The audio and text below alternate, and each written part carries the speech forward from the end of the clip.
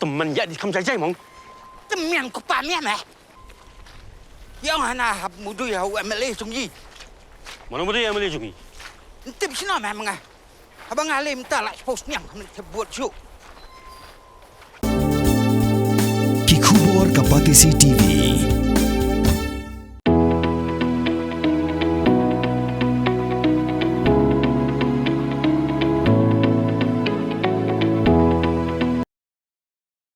President jangka European Council, Antonio Luis Santos da Costa, Badeiru Menteri Rang Badu Barim jangkari Portugal.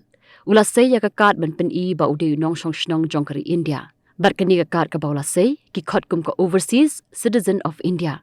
Ka baula ban shong ban sa India, kat bau dang kwa ban shong namar bakatin rajong u kadena India. Hakapor bausay ya kakat, Santos da Costa ulai thu bawat lau de President jangka European Council na ni ka seng ka bakudub ikiri Europe. Hendrai uloong ba udeiru nong India. Ulai thu bakatan rajong u kadai na Goa namar ba ki bahyeng hasam jong ukpa jong u kidai na Goa. Bat uloong ba ka jingadai hapdeng ka India ba ka Europe kadonru ka jingadai kerpang ya ushimen.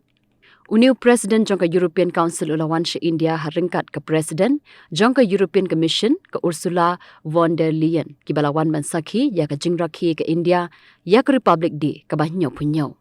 Hakani ke jingwan jongki kilasoy ya ka soskular ban penklan ya ka khai ke pateng hapdeng ke India bat kiri ke Europe. Kani ke di ka soskular ke bapensa nam ya ka ba ke Ursula ka laong ba ke di ke kemi jong ke jingasoy soskular baro.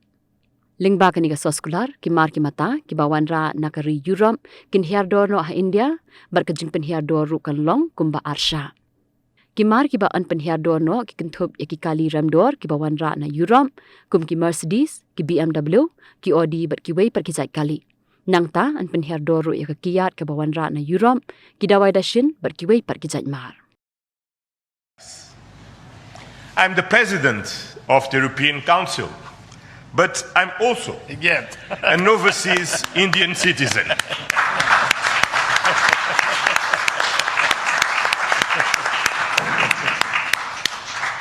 Then, as you can imagine, for me, it has a special meaning. I'm very proud of my roots in Goa, where my father's family came from. And the connection between Europe and India is something personal to me.